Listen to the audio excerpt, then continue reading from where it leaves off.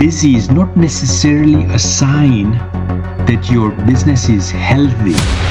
Busyness and progress are not the same thing. Being constantly busy can actually become dangerous.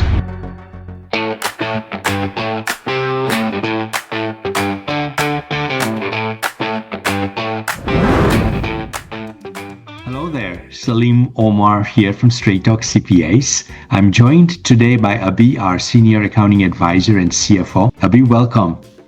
Hi, Salim. Thank you for having me. I am really excited about today's topic, why being busy is dangerous for business owners. And I want to start with something that may sound strange. Being busy is not necessarily a sign that your business is healthy. In fact, some of the busiest business owners we've ever worked with are also some of the most financially stressed. And that's because busyness and progress are not the same thing. Now, don't get me wrong, building a business requires hard work. But there comes a point where being constantly busy can actually become dangerous because it starts affecting the quality of your decisions. And ultimately, businesses, they rise or they fall based on their decisions. And I want to share a story. A business owner that we once worked with, he was working long hours. Phone was never stopped ringing. Team constantly needed him. Customers wanted his attention. From the outside, busy, he looked successful. In fact, most people assumed things were doing great. But when we sat down with him, he admitted something surprising. He said, I feel like I'm working harder than ever, but I feel like I'm not getting ahead. And honestly, being in business for 30 years, I've heard different versions of this many times over the years. Yeah, this is the same for almost every startup right now. So for that particular client, when we look deeper, work with him, the issue wasn't the effort. The issue was that he was spending almost all of his time reacting to customer issues, reacting to employee questions, reacting to operational problems, reacting to whatever felt most urgent for that day. And the problem with constant reaction is that it leaves very little room for strategic thinking. And this is where, a business owner often gets caught because, busyness feels productive. You're answering emails, you're taking calls, you're solving problems, you're putting out fires. At the end of the day, you're exhausted. So naturally, it feels like progress. But activity and progress are not always the same thing. Sometimes busyness simply means you're trapped inside the business. So we often describe this as the busy trap. It usually looks something like this. So the business grows, more people need the owner, and the owner gets busier. They spend less time reviewing numbers and planning things. Next thing happens, small issues get unnoticed. Problems become larger. And finally, the owner becomes even busier solving them. This cycle keeps on repeating and repeating.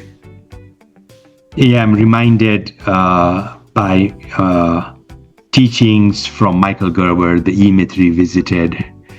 I've worked closely with him, and he's coined it, working in the business. I think it was him that coined this statement, working in the business versus working on the business. I like what you shared about the busy trap. The busy trap is working in the business, right?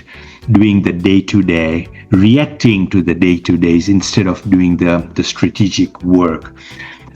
What's interesting is that many financial problems, they don't start as financial problems. What do they start as? They start as visibility problems. Maybe pricing hasn't been reviewed in a couple of years. Maybe margins are slowly declining. Maybe collections are getting slower.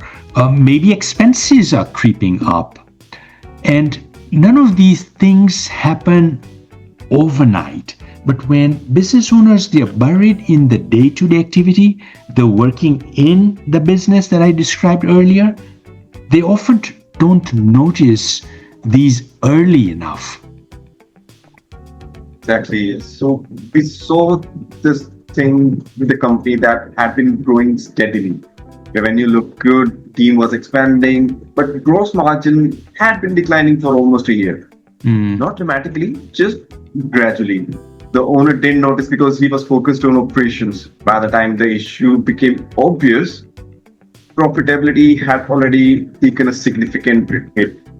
The margin problem wasn't new, the visibility problem was. Yeah, and really going even beyond the numbers and that, there is the emotional side of it that I want to briefly touch on, where things really become stressful because, that kind of uncertainty and numbers declining the way you just described, Abhi, that uncertainty creates anxiety. When the business owner doesn't have that visibility into what's happening in the business, every decision becomes really heavier. Should I hire? Can I afford to invest? Is the business actually performing well? Without clarity, those decisions become difficult and stress starts becoming normal. One of the simplest tools we recommend is what we call a weekly leadership hour. Just 1 hour every week. No client work, no emails, no interruptions, no putting out fires. Instead, spend that 1 hour reviewing key financial numbers, your cash flow, priorities, major decisions, and the upcoming risks. It's amazing how much clarity can come from one single hour of focused thinking. Really like that, what you just shared there. And the purpose isn't to work less. The purpose is to think better. Because the value of the business owner is not measured by how many emails he or she answers. It's measured by the quality of the decisions they make. And frankly speaking, being a business owner myself, good decisions require space. So, if there's one idea to take away from this conversation, it's this. Being busy is not the goal. Building a disciplined business is the goal. Because busyness often creates the illusion of progress. That's dangerous. But clarity creates progress. So the strongest businesses aren't built by owners who are constantly reacting. They're built by owners who create the time, the space to think, plan, and to lead. And that's how entrepreneurial businesses, they become disciplined, enduring, and high-value enterprises. Abhi, thanks for joining me in this video. I really enjoyed it. Viewers, if you enjoyed it, hit the subscribe button, like the video, and share it with your friends and people in your circle. Thank you, and see you on the next one. If you found this video helpful, don't forget to like, share, and subscribe. For personalized tax strategies and expert guidance, scan the QR codes on your screen to visit our website or book a complimentary consultation with our team. Thanks for watching.